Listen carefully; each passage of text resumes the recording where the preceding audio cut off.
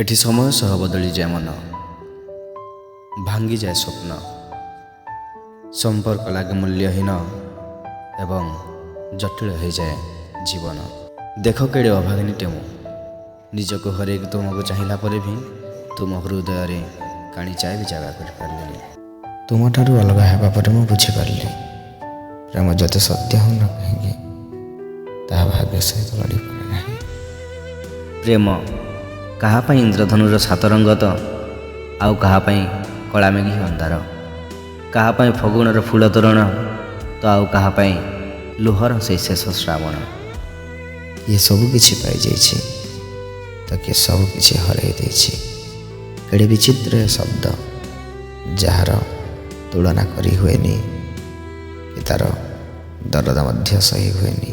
କିଛି କାହାଣୀ ବିଦାୟ ନ ନେଇ ସରିଯାଏ।